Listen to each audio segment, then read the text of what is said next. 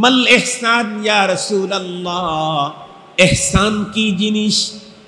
আল্লাহর পয়গম্বর উত্তর করলেন, আনতা আবুদাল্লাহা কাআন্নাকা তারা ফাইন লাম তাকুন তারাহু ফাইন্নাহু ইয়ারাক।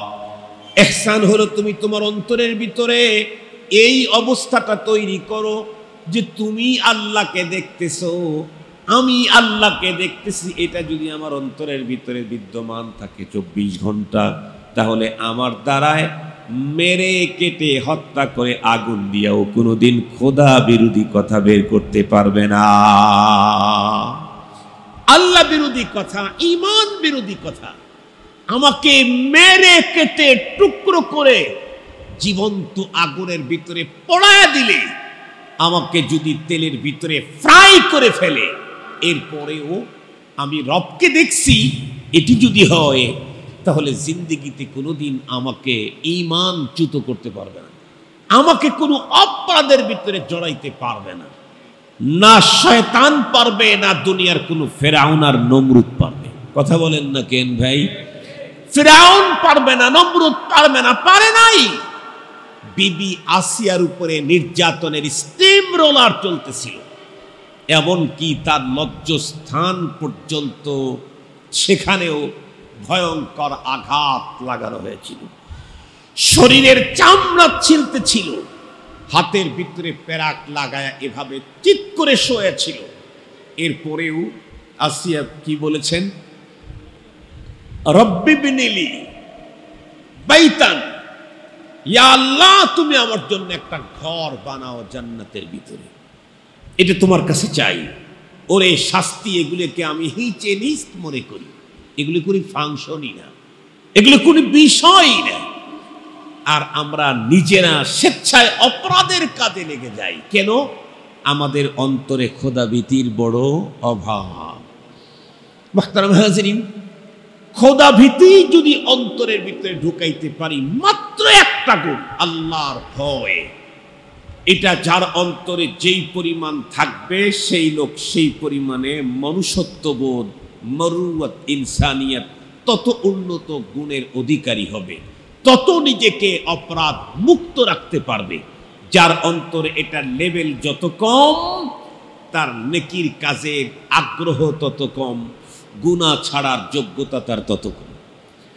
এই জন্যে মুসলমান ভাই খুব ভালো করে বুঝবেন। এখন কথা হলো, বুঝু হুজুর বুঝলাম, পৃথিবীকে অপরাধ মুক্ত করতে চাইলে একটা মাত্র বন্ধুরা আমার মহা ঔষধ, সেটা হলো আল্লাহর ভয়। আল্লাহর ভয় আমি আমার অন্তরে ঢুকাইতে চাই। কেমনে ঢুকাবো? আমি হাজার চেষ্টা করেও অন্তরের ভিতরে আল্লাহ ভীতি ঢুকাইতে পারতেছি না। আল্লাহর ভয় অন্তরে ঢুকাবো কেমনে? আল্লাহ পাক যে আল্লাহ আমাকে আল্লাহ ভীতি ঢুকানোর কথা বললেন, ওই আল্লাহই আমাকে আল্লাহ ভীতি ঢুকানোর পদ্ধতি শিখাইয়া দিয়েছেন। আল্লাহ বলেন, ইয়া আইয়ুহাল্লাযীনা আমানুত্তাকুল্লাহ ওয়া কুনু মা'আস সাদিকিন।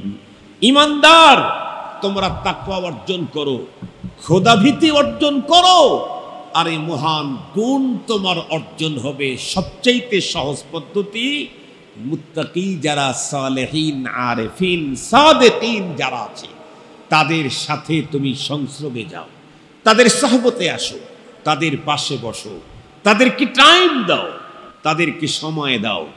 আপনারা লক্ষ্য করে দেখবেন, আমি আমার জীবনে দেখেছি কিছু কিছু ছেলে এতটাই ভদ্র ছিল, এতটাই ভীতু ছিল, মুরগি জব করলে সে দেখতে পারত না, চোখ বন্ধ করে থাকতো।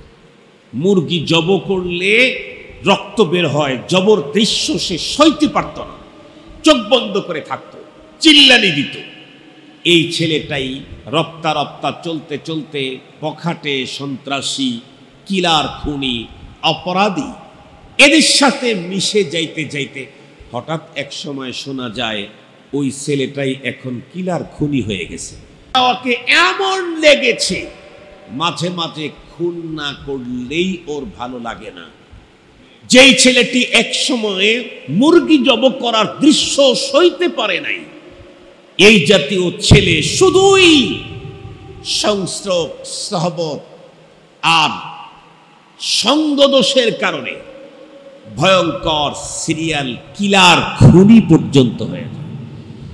সাহবতের মাধ্যমে যদি একজন চূড়ান্ত পর্যায়ের ভীতু দুর্বল হাটের একজন মানুষ পর্যন্ত মানুষ খুন করতে যদি অভ্যস্ত হতে পারে, তাহলে নিঃসন্দেহে কোনো একজন মানুষ যদি যার অন্তরে আল্লাহর ভয় আছে, এ জাতীয় বন্ধুরা আমার আহলুল্লাহদের সঙ্গে থাকে, তাহলে চলতে চলতে একটা পর্যায়ে ওই লোকের অন্তরে আল্লাহ পাক রব্বুল আলামিনের প্রেম আর ভয় ঢুকে যায়।